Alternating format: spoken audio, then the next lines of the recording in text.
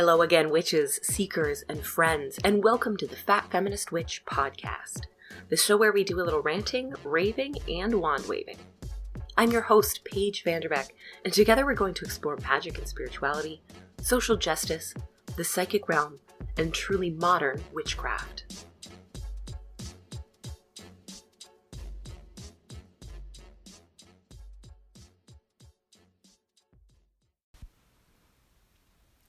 How can you tell that somebody is a witch? Is it something unspoken? Is it the public aspect of their lifestyle, their job, or expertise? Or is it, even if you don't want to admit it, their appearance? One of the many uncomfortable realities of the entire history of witchcraft is that how a woman looked, either naturally or through her own preferences and tastes, was often taken as an indication of maliciousness and the practice of witchcraft. And as is an uncomfortable reality for women today, there was just no fucking way to win with this shit. If you were considered ugly or had birthmarks or were disabled in some way, you were a witch. If you were too sexy, you were a witch. Red hair, thanks entirely to genetics, witch. Too tall, too thin, too fat, too fucking much. That was the problem. They were just too much for people. There are 100 podcast episodes worth of things I could talk about in regards to the ways appearances and fashion signaled witchcraft. But today I want to focus in on something that I think is empowering. Something that was a choice for those who wore it or are wearing it now. And something that signaled a new wave of magic and feminism was on the horizon. Naturally, as I often do, I am going back to the 1990s because you know I love it. And I am talking about Whimsigothic fashion, art, and decor. If you don't recognize the term Whimsigothic, that is totally okay. I did not either. This particular style is my favorite of all time because it included celestial objects and imagery with shiny bits and moody jewel tones. I've always just called it 90s celestial, though everyone who followed this incredibly popular trend were not witches.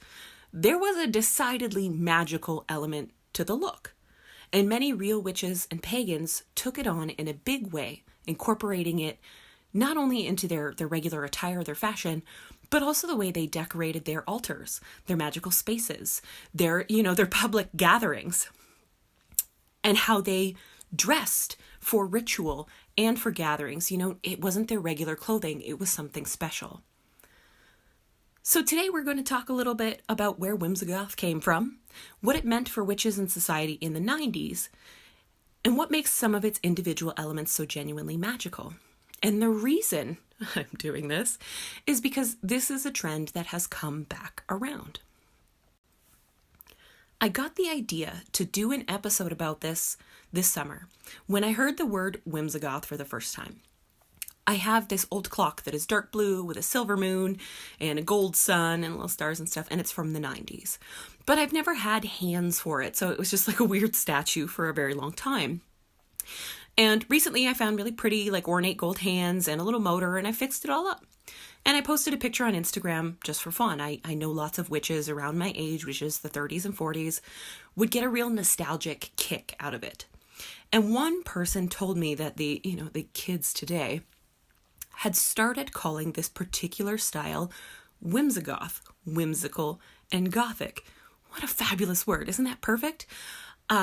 And that it has, come back around. It's gotten very popular again. The word Whimsigoth is so accurate for this vibe, for this particular style, which is dark and moody while being very obviously inspired by fantasy. And when I started doing some research, I found that I could not actually pin down a definitive origin of this style in the 90s or even the 80s. It was something that either developed totally organically or just sprang up overnight, and no one knows when or why.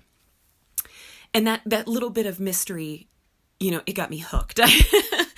I was hooked. I'm fully committed now.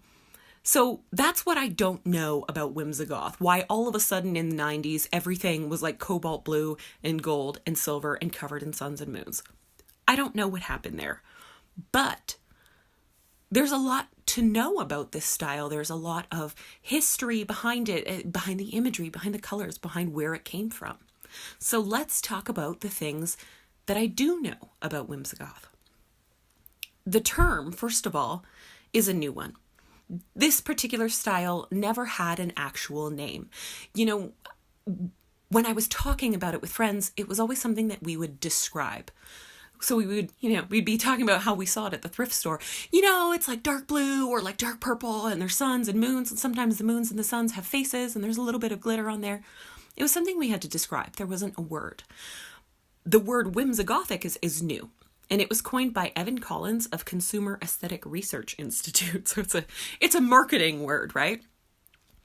But everything that I can identify as influences for the style in the 80s and 90s and in now are very old. It's pretty interesting.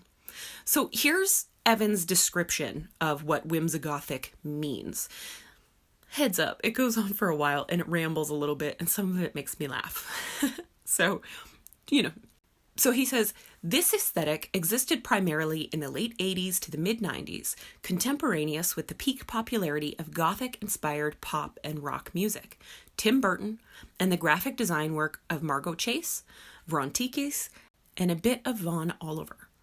Dramatic interiors, curtains, velvet, wrought iron, plush seating, furniture with exaggerated forms, romantic movement influences, stained glass, candles, gold plus red plus black plus blue plus purple plus rich green, glass baubles, jewels, those little table fountains with built-in fog machines, crystal balls, celestial iconography, heraldic suns, moons, and stars, witch, court jester, medium, mystic, tarot, and wizard iconography.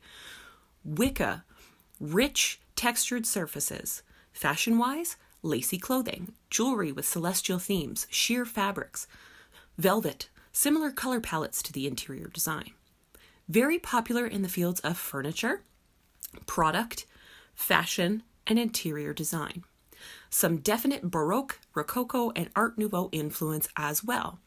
It's a post-modern mélange of style. Formerly titled Whimsical, Mystical, Gothic, Celestial. I don't know anyone that actually called it that, Evan, but okay. So that was his description. It goes on for quite some time, but there's a lot of really interesting stuff in there. But the thing I like the most about it is at the very end. It is a postmodern mélange of styles. That really is it. I couldn't have said that better myself. Even within the 20th century, the style is inspired by goth from the 80s, new age and activist clothing from the 70s, peasant and bohemian attire from the 60s, Art Nouveau from the very beginning of the 1900s. I mean, it jumps all over. And that's just in, the 1900s. It's so fun to call the 1990s the 1900s. And that's just within that century, right? It actually goes back a little bit further. The number one most obvious influence on the look, and it's a word he didn't actually use in his description, the look, the iconography, and even the mystical vibe, is some of my favorite, the delightful and disgusting weirdos, the Victorians. It always goes back to the damn Victorians. I don't think people realize quite how much they have influenced a lot of popular culture. I don't know if people really realize it.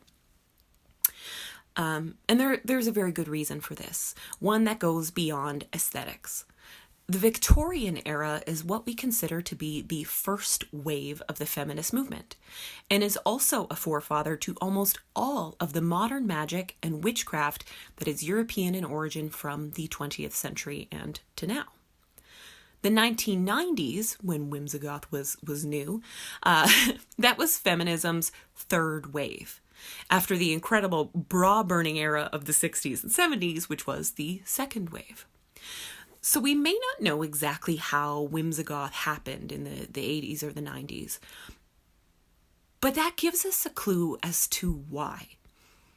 I have said this 100 times, loudly, to anyone who will listen, and some who don't want to. It is an established fact that during every wave of feminism, people that we would call witches appear. In the Victorian era, the spiritualists and occultists were the witches. In the 60s and 70s, the New Age, satanic, pagan, transcendental meditation people were the witches. And in the 90s, the witches were the witches. The Wiccans were the were the witches. You know, Wicca was created in the 1950s, but the 90s is when it blew up and truly went international. 20 to 30 years later, all the little girls and little kids who discovered empowerment and magic through the Wiccan wave are the adult witches writing books, designing and selling supplies, teaching classes, and mentoring newer generations of witches. Hi, it's me. So that is a subject that I just find so endlessly fascinating, is this undeniable connection between witchcraft and feminism. There's just no denying that. You cannot separate the two. Then there's fashion. Fashion is a funny thing, isn't it? It's something that we do for ourselves, but it's also a tool we use to connect and communicate with the world around us. It's a signal to other people, especially those of a like mind. You know, it's a beacon that says, hey, I see that you're a witch. I am too. You're safe here. Let's talk about witchy shit. It's also a way to celebrate and engage with things that bring us joy, like art, music, movies, nature, spirituality, whatever it is, even if fashion isn't specifically one of those things. So a graphic t-shirt with the emblem of a favorite superhero isn't something you wear because you're into high fashion. It's because you are into the superhero and want other fans to recognize you as part of the subculture. Whimsigoth is both an expression of interest in the images and ideas represented in it, but also in fashion specifically, so it's got both. The whimsical portion of the style comes from, the boho peasant girl look from the 60s and 70s. This style was very earthy, very warm, flowy, and light, or simple, and kind of easy to move around in. They weren't wearing a lot of bras or shapewear, or, there was no corsets at this time. Very few of these women were wearing girdles or anything of that nature. It was comfortable. It uses some medieval Renaissance fair type imagery and was used to convey that someone believed in hippie type ideals like free love. My favorite part, using lots of fun hallucinogens while listening to amazing rock and roll. Or more seriously, the activism from the time, like feminism, civil rights, anti-capitalism, a belief in pacifism, anti-war, and community outreach. All of this was very big.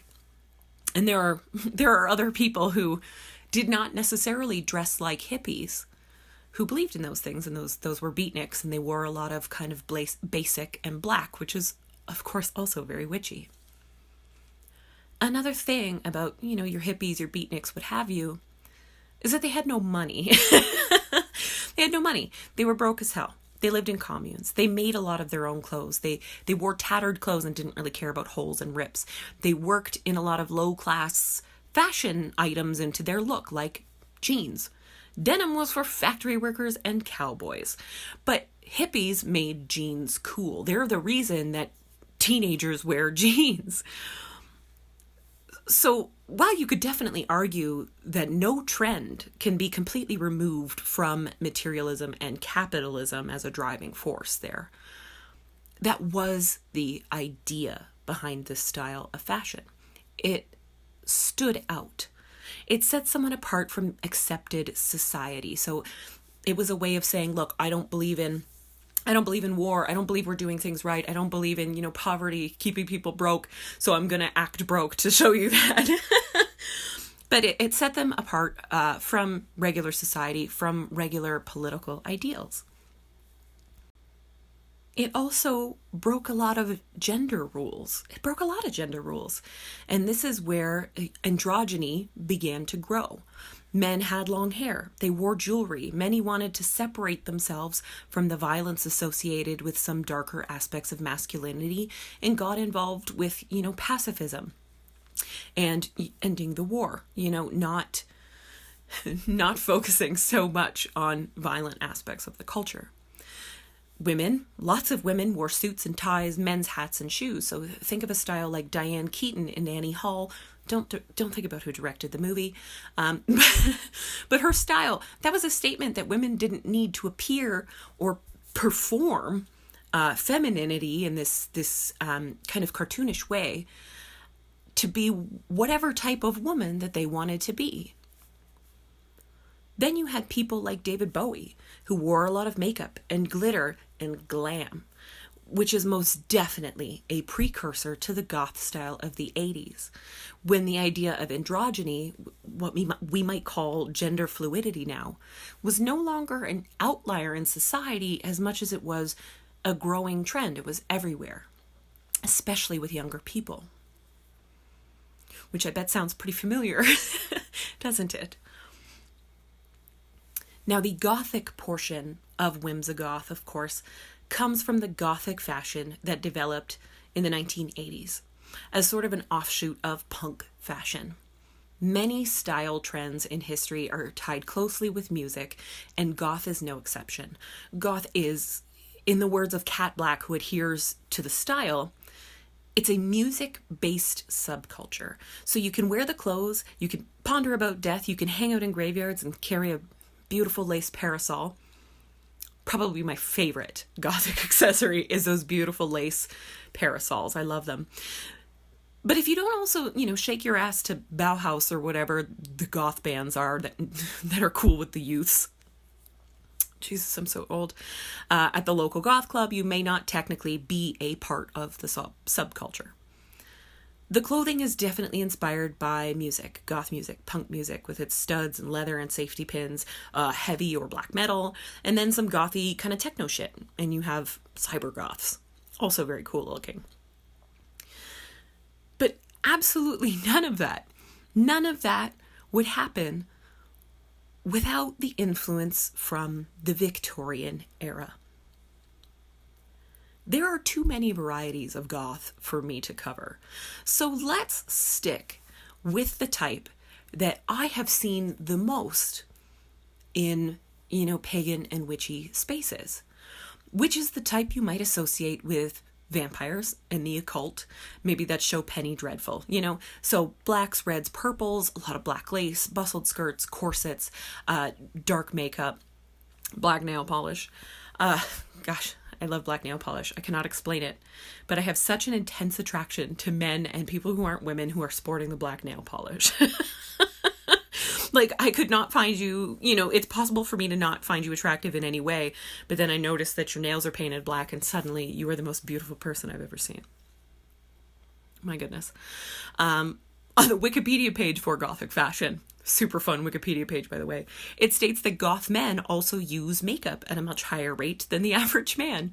And there is definitely a bit of gender fluidity built into the entire goth vibe.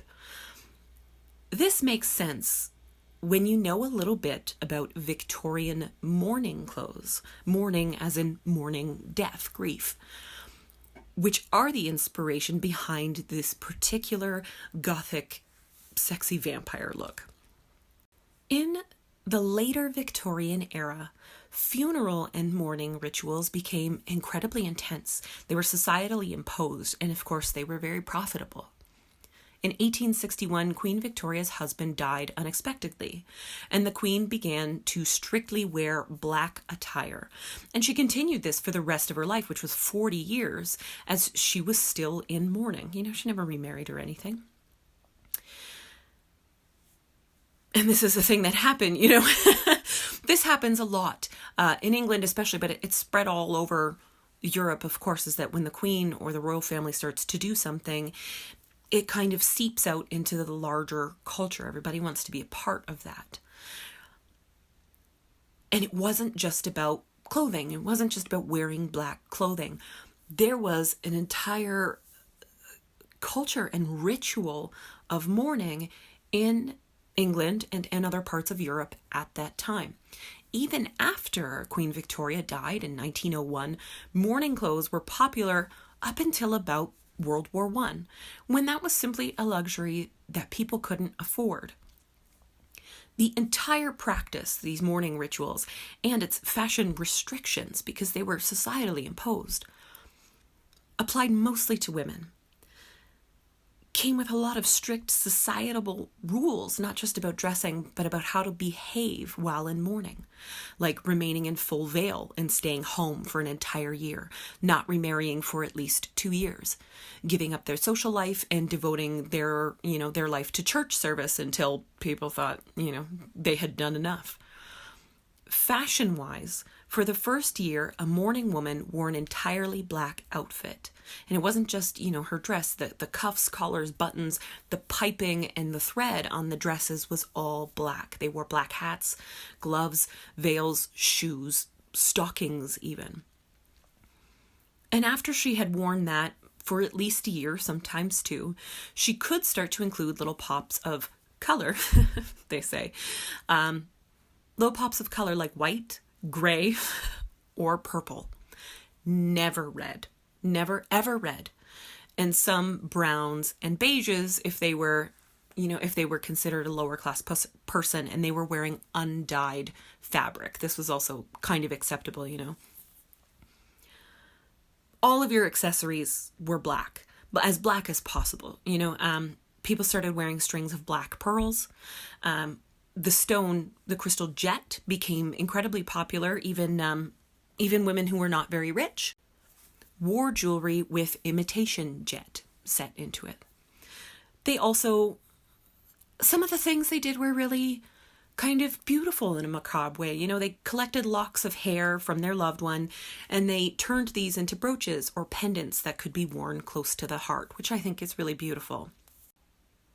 And though it was definitely intended to be a very emotional thing, to signal something emotional, to signal that you are different from other people who are not experiencing grief at this time, it also became a fashion statement and a way of flaunting status and economic privilege.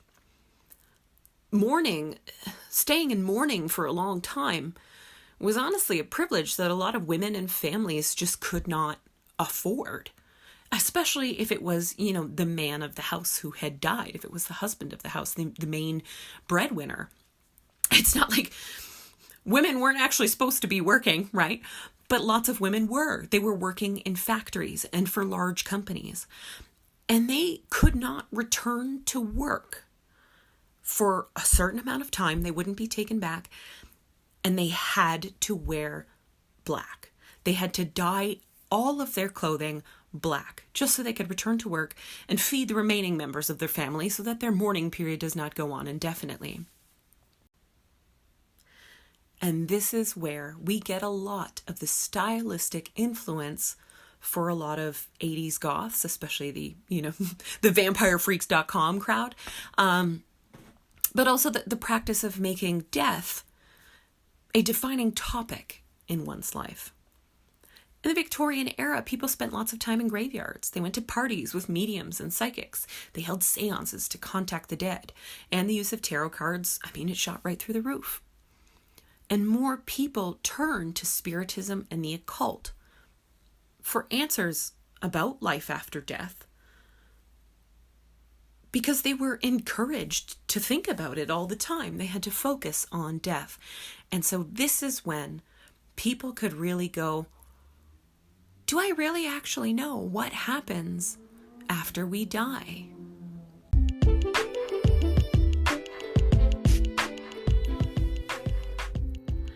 I want to take a quick break and thank the amazing witches and magical people who support me and the podcast through Patreon. Their enthusiastic and patient support is what has allowed me to do this show for the last 8 years. I wish I could scream every one of their names from the rooftops, but I am incredibly fortunate, and there are just too many of them. So every episode, I will take a moment to shout out to 3 of these lovely people as an expression of my very sincere gratitude. So Adrienne, Carmen, and Dolores, thank you so much from the bottom of my heart. I couldn't do it without you.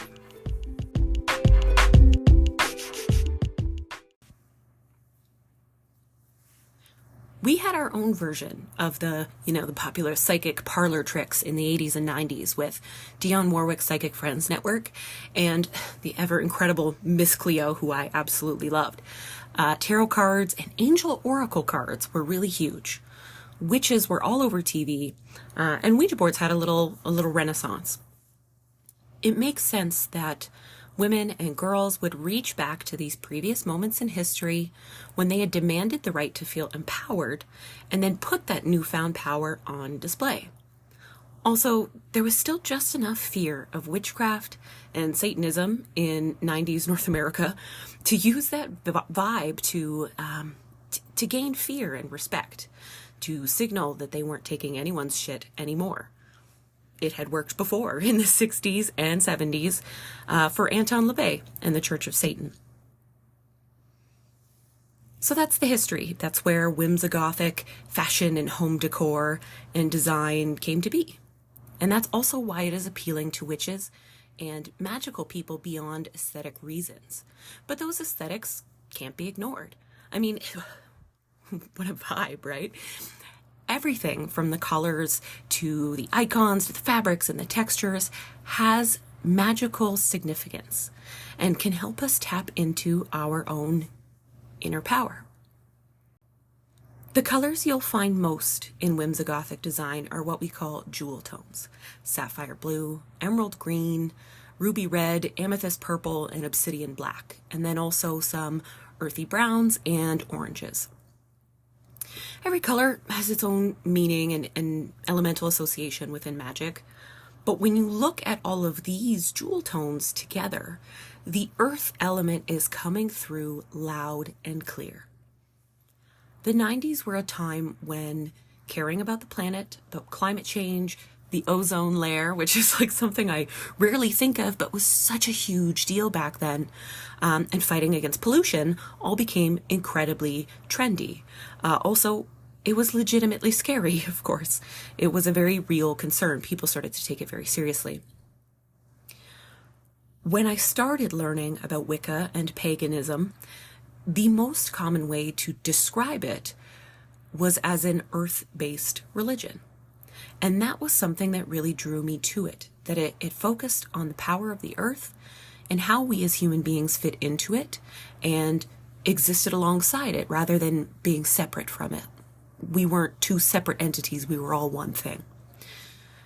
This was also a time when we loved the goddess. Big earth mother energy, and that is all the earth element. So let's look at the colors.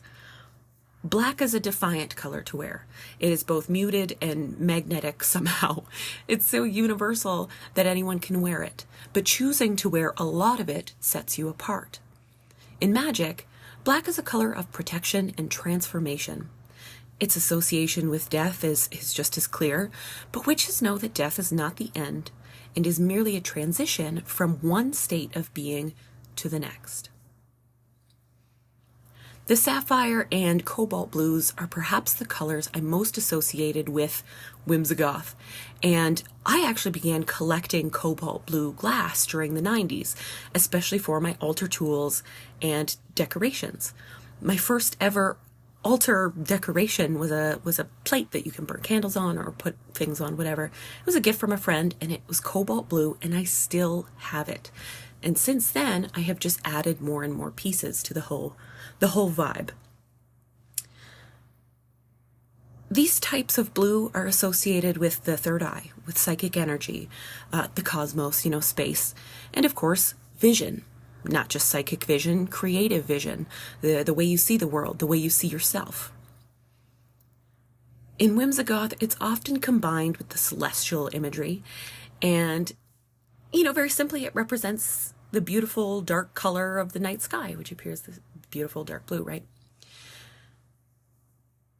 And in that way, I think it's the color of curiosity and of asking those deep spiritual questions like, where do I fit into all of this?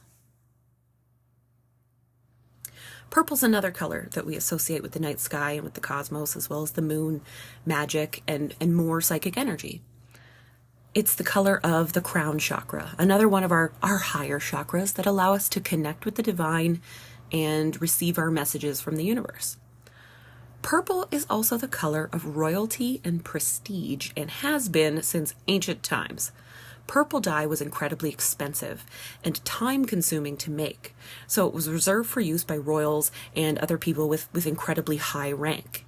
So it's a color of power and success. Purple screams, I know that I'm powerful and magical, and you're going to know it too.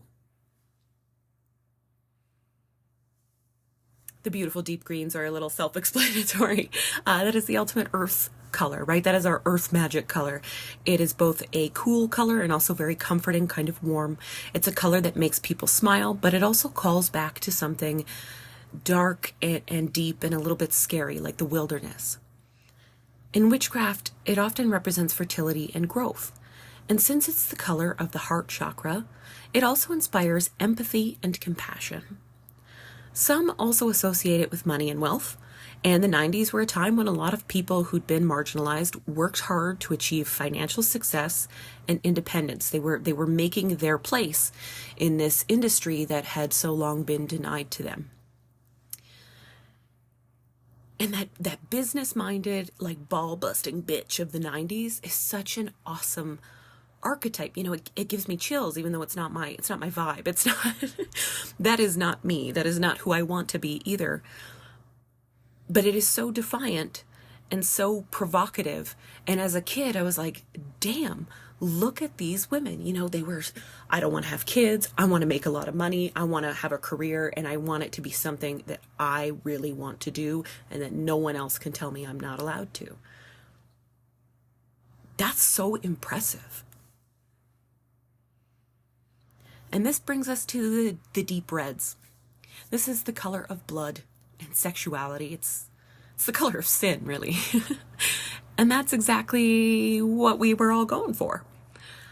Like the previous waves of feminism, the feminism movement, sexual freedom was something to fight for at this time. Even in the 80s, when those, sexy vampire goths were donning the Victorian-style mourning clothes, they often included this rich blood red color, which would not have ever been allowed in Victorian times because it was the color of sin. This essentially erased the imposed chastity and loss of personal freedom that those mourning clothes represented. It cut that right out. It reclaimed Victorian mourning clothes for people who didn't want to let society dictate how they lived their life. Red is the color of desire, passion, and even anger. So wearing it casually is a signal to others that you are going to get what you want, and nobody better try and stop you. The earthy browns and oranges played a supporting role in the whole color palette. But it really deepened those earth magic vibes, And orange is also a color of confidence, of happiness, and attraction. It's a color that opens the road to opportunities. These colors were all used in a lot of ways, but in clothing and in fabric especially, they became a fully sensual experience. Fabrics like velvet, satin, silk, and suede, they aren't just nice to look at, they beg you to reach out and touch them. You just can't help it. They are so tactile, and the way they were worn made it clear that how good they felt was part of the point. The 90s were, oh my God, an exquisitely braless time in history. Oh, just my favorite. Bless them. Loose, flowy, sometimes very sheer fabric, short skirts, and an obvious lack of constricting underwear. That sends out such a sexy message. It's so fabulous. It says, I want to be touched, and I want to touch myself, and I want to feel good, and I am not ashamed of it. I personally am an incredibly touch-sensitive person. I'm so sensitive to touch that I don't really touch a lot of people kind of casually because it's intense. So wearing clothes like that, they don't feel like they were made to torture me or to hide my body or to make me more palatable to those around me. You know, they feel good, physically good, and that makes me feel mentally and emotionally good. I don't like very heavy, very constrictive clothing. You know, God damn it, I hate buckles. Fuck buckles. With all due respect to all of you badass goths out there, fuck buckles and metal zippers and wires and boning and shapewear. I hate it. In my opinion, this sticking point is a vast improvement over more traditional goth clothing, because I can't handle it. I feel so heavy when I'm wearing it, which sounds funny to say as a very large person, right? But they look incredibly fucking rad. I love it. It looks amazing. Again, it's one of those things where it's like, wow, that is not my vibe, but I love the vibe and I love what you are saying with it. Especially things like corsets. Oh my God. Corsets are probably, like, they're worse than buckles. I would personally rather chew glass than put a corset on my body. But I have never, ever seen anyone wearing a corset that didn't look sexy as hell. Just incredible. When I work magic and do rituals or spells, I wear this black dress that is, it's so thin, there's almost no point in wearing it, except that it feels really good on my skin. It's soft, right? And it also brings in that protective and that defiant energy of the color black. Also, if I spill candle wax on it, it hurts just a little bit less. Oh, I'm rambling. The point here, I got so hung up on the buckles.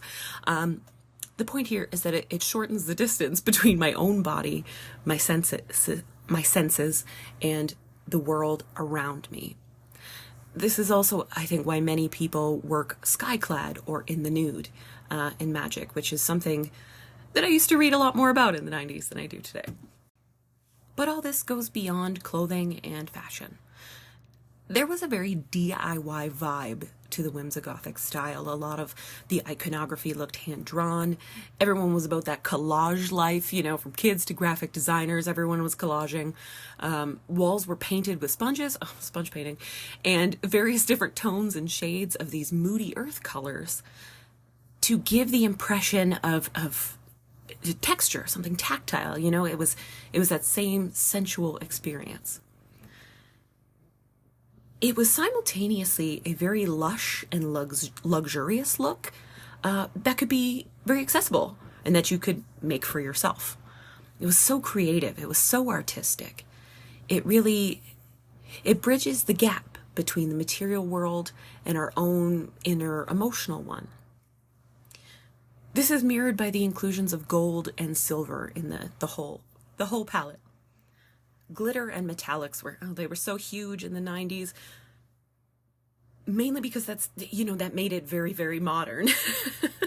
It took some of the more retro and old-fashioned motifs from the past and brought them into the new age. It also brought in that very whimsical, magical type vibe. It was very ethereal. We literally slathered just glitter on every single part of our bodies, and then we sprayed it in hairspray and put it all over our clothes. There was just glitter everywhere, absolutely everywhere. I can't tell you how many people I know with eye problems because of the glitter that got in there and scratched their eyeballs. It happened a lot. It was, that's like shrapnel of the 90s. Both silver and gold, those are our celestial colors. Silver is for the moon and gold is for the sun, with stars being composed sort of both. Also of other colors in the palette, the blues and the reds. Silver is a very cool color, while gold is hot. Silver is nighttime and gold is daylight. Silver is romantic and poetic, and gold is dynamic and materialistic, though not in a bad way. Yet again, this combines the spiritual and the material in a really, really beautiful way that you just can't help but look at and want to get closer to. This brings us to the most recognizable piece of the Whimsigothic puzzle, the mystical iconography. It's the best. More specifically, suns, moons, and stars, usually featuring a very serene-looking facial expression. These images are actually very, very old, older even than the Victorian age, when they did also have a swell in popularity. I'm so excited I found names for these. They have a real name. So there's the sun in splendor and the moon in her plenitude. Just absolutely beautiful. And these were actually popular images in heraldry. So those are like the crests and the flags and the coats of arms that you would see when an army is riding into battle. The oldest version that we know of that still exists was in the 1300s with King Edward II of England. Super long time ago, definitely predates the Victorians. For him, it was a symbol of being chosen by, divine power. It was supported by the heavens themselves and whatever quest they were doing. It's got a little hint of like a manifest destiny vibe, which is not super cool. But those images have been used in a lot of different ways over the years. And of course, the sun and the moon themselves that's the very definition of ancient. I mean, our reverence and our curiosity for them predates the 1300s by quite a lot. It predates language. It's always been a part of us. So these serene and smiling luminaries, they do bring with them the attitude of a bit of a battle cry, but that's not quite what we see when we look at them, especially not anymore. What I see is an example of human beings wanting to see themselves reflected back in the magic of nature and the mysterious universe that stretches beyond it. It's another symbol of us searching for our place and our purpose. When an image combines the sun and the moon into a single thing, a single being, that is a symbol of balance and of duality. Two very different, opposing ideas. Not only can they exist at the same time, but they are, in fact, two sides of a single coin. Opposites don't just attract, they match.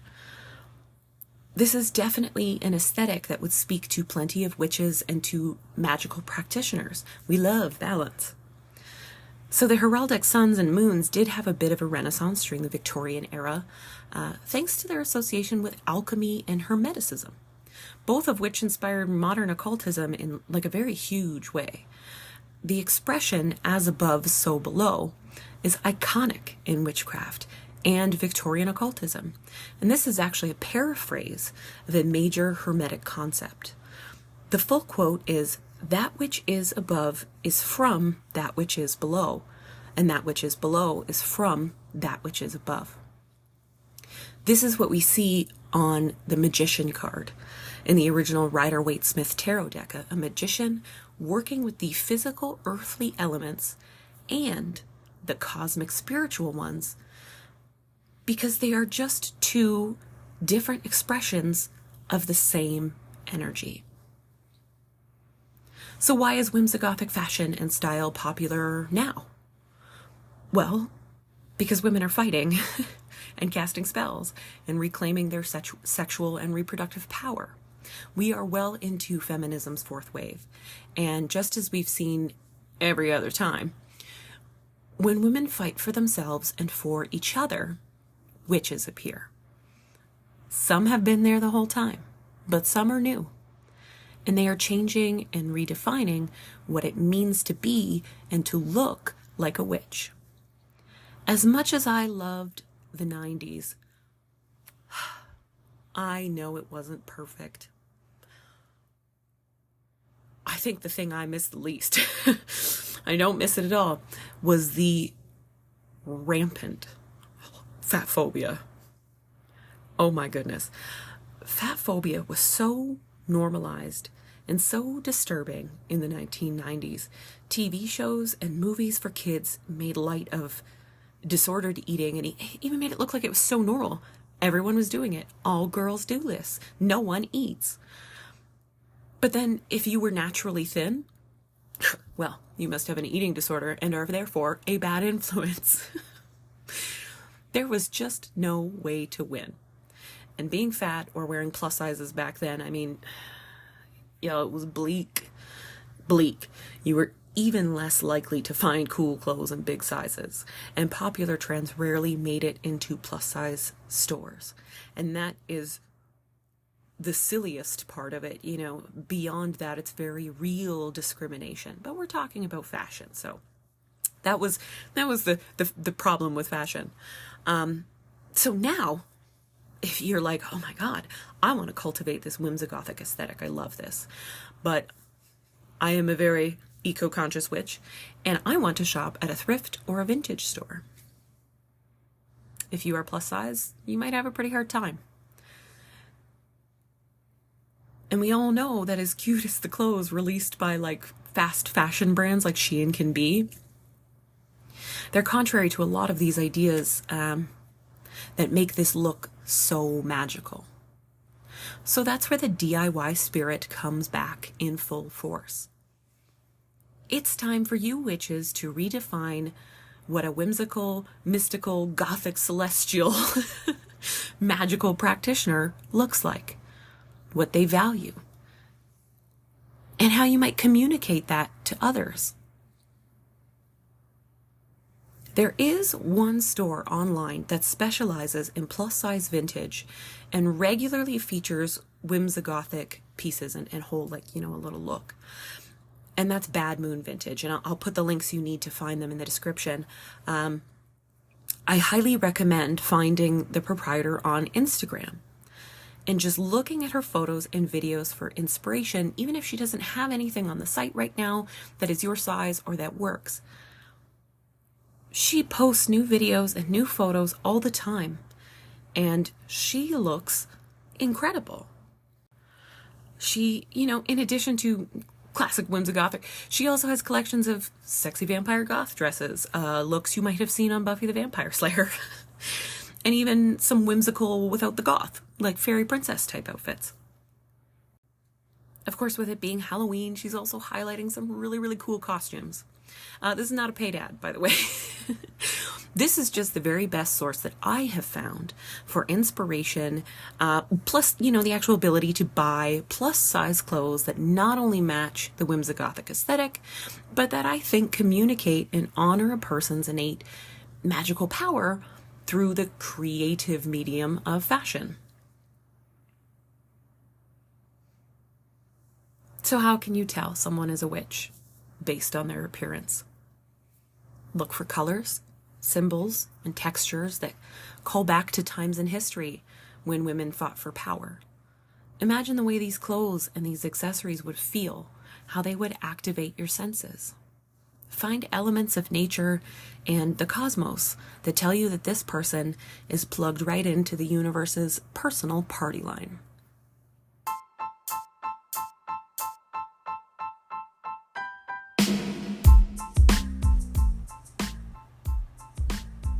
Thank you so much for joining me for today's episode of The Fat Feminist Witch. If you want email updates about new episodes, books, and blog posts, go to my website, thefatfeministwitch.ca, and click the follow button. You can also find me on Instagram, Twitter, and Facebook. The Fat Feminist Witch podcast would not be possible without the generosity of those who support me via Patreon, and I am eternally grateful. If you would like to support the show, you can do that by going to patreon.com/thefatfeministwitch, where you will find show notes for every episode, hot tips about future topics, a special lunar newsletter, and other really fun exclusive content. For Fat Feminist Witch mugs, t-shirts, journals, stickers, and more, you can visit my TeePublic shop. So check that out at the link in the description for the episode.